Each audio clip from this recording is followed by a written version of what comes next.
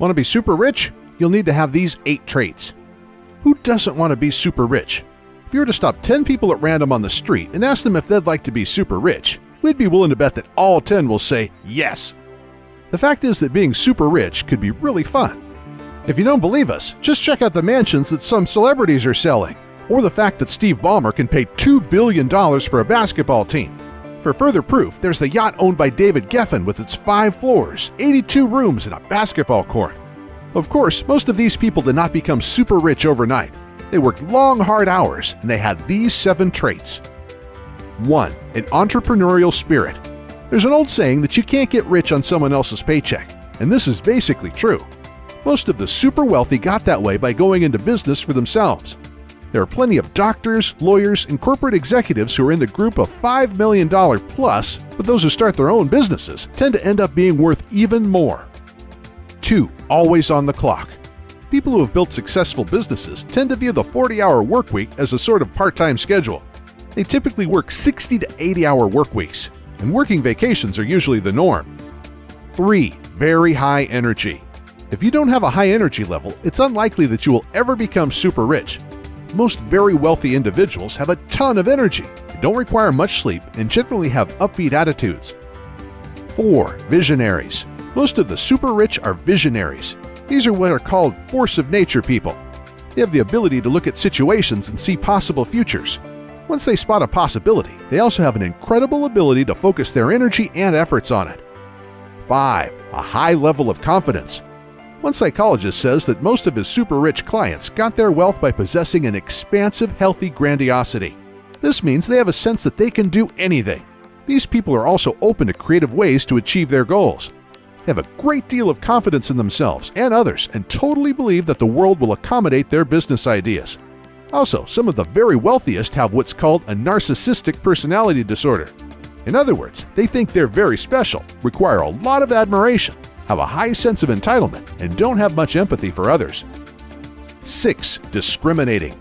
Many of the super rich understand that they are not the smartest person in the room on every possible issue. However, they know to surround themselves with people who are and who will help them realize their vision. Here's an interesting fact. Those who do best are those that move past sole proprietorships and partner with others to expand their companies. 7. Modest.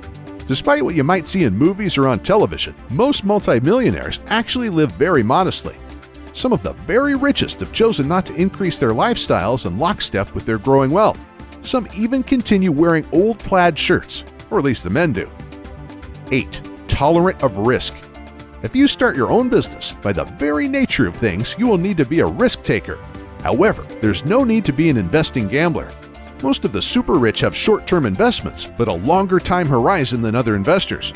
Like Warren Buffett, they will invest in a stock or companies, then stick with it as long as it makes sense to them. However, they won't go all in on one bet. Of course, there's always the one person who bets it all on something, gets lucky, and then gets out. However, this is not the recipe that works for most people. Get started on the road to being super rich. As noted above, if your true goal is to become super rich, your best bet is to start your own company. Of course, there's a negative to this, and that's the fact that in most cases, you won't have money to start that venture. As many people have discovered, you can have the greatest idea in the world since the internet, but if you don't have the money to put it into effect, you're doomed to failure. The good news is that there is now a way to raise money to fund your amazing idea. It's called crowdfunding. What is crowdfunding? This is where you collect money from backers, that's the crowd, to fund your initiative. This is usually done on an internet platform. Your initiative could be anything from a nonprofit to fund schools or emergency funds for an ill person to creating and selling a new product. It could even be for financing your startup company. As you might guess, crowdfunding models require a number of participants. This includes the people such as yourself that propose the idea or project to be funded, and then the crowd of people who support your proposal. 450 platforms. As of 2 years ago, there were more than 450 crowdfunding platforms. Of course, if you have a project you want to crowdfund, you will need to do your own due diligence in order to determine which platform would be best for you depending on your project. This is because there are some important differences in the services provided by the different crowdfunding platforms. As an example of this, Crowdcube and Seedrs are both designed to help small companies issue shares over the internet and then receive small investments from registered users in return. However, there is even a difference between these two, as Crowdcube is meant for users to invest small amounts and then acquire shares directly in startup companies. On the other hand, Seedrs pools funds to invest in new businesses as what's called a nominated agent. Other platforms such as Cellaband and Kickstarter replace traditional intermediaries such as venture capitalists. They link project initiators, designers, and new artists with committed supporters who believe strongly in the persons behind the projects and provide monetary support. Recent Kickstarter projects. As an example of projects that were successfully launched on Kickstarter, there was the Pebble e-paper watch for Android and the iPhone. The total amount pledged by supporters of this project was $10,845. A total of $8,596,474 was pledged in the Kickstarter campaign in support of Ouya, a new type of game console. A role-playing game titled Project Eternity raised $3,986,929, and Form 1, an affordable professional 3D printer, garnered $2,945,885 in crowdfunding. As you can see from these examples, the initiatives that do best on Kickstarter tend to be those in the technology sector.